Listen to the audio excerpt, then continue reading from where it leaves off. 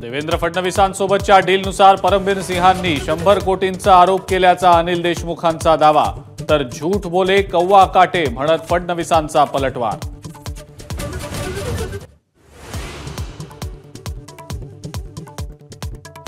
फडणवीसांसोबत deal केल्याच्या आरोपांचं परमबीर सिंहांकडनं खंडन। एबीपी माझाला एक्सक्लुझिव्ह प्रतिक्रिया। केस मागे घेण्यासाठी सलील देशमुख पाया पडल्याचाही केला दावा।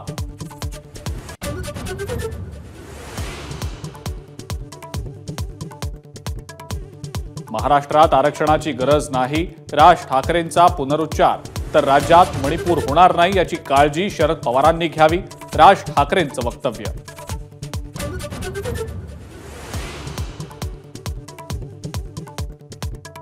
राज ठाकरेंना अटक करा, प्रकाश आंबेडकरांची मागणी। परप्रांतीयांबाबतचं राज ठाकरेंचं वक्तव्य समाज दुभंगवणारं असल्याचा दावा।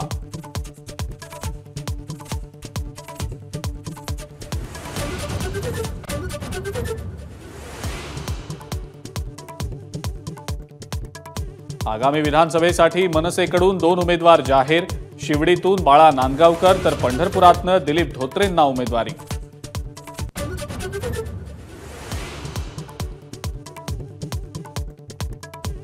पुण्यातल्या पूरस्थितीचा आढावा घेण्यासाठी मुख्यमंत्री एकनाथ शिंदे पुण्यामध्ये।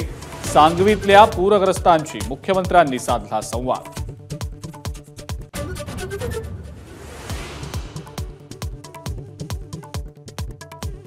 दोन वर्षांनंतर गोदावरीला आलेला पूर अजूनही कायम।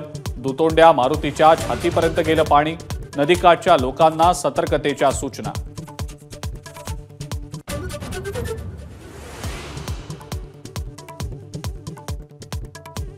सोलापूरची तहान भागवणारं उजनी धरण 100% भरलं। धरणातनं 80,000 क्युसेक्सनं पाण्याचा विसर्ग। नदीकाठच्या लोकांना सतर्कतेच्या सूचना।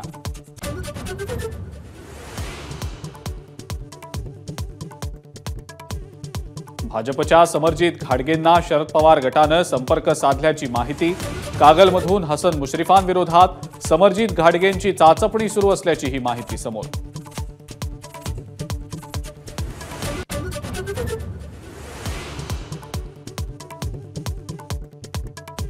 अजित पवारांच्या राष्ट्रवादीचे आमदार प्रकाश सोळंके यांची राजकीय निवृत्ती। पुतण्या जयसिंह सोळंकेंची राजकीय वारसदार म्हणून केली घोषणा।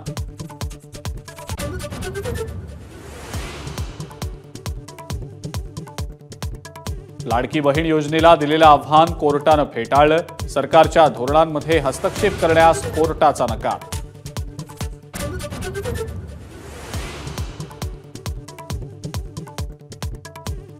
पॅरिस ऑलिम्पिकमध्ये बॅडमिंटनपटू लक्ष्य सेनची आज कांस्य पदकासाठी लढत। मलेशियाच्या ली झी जियाशी होणार सामना।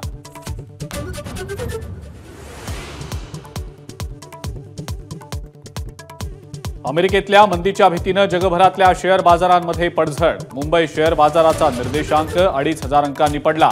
जपान आणि कोरियामध्येही लावावे लागले सर्किट।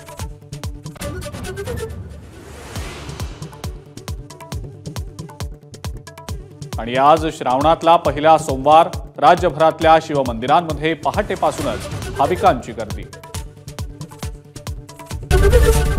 एबीपी माझा, उघडा डोळे बघा नीट।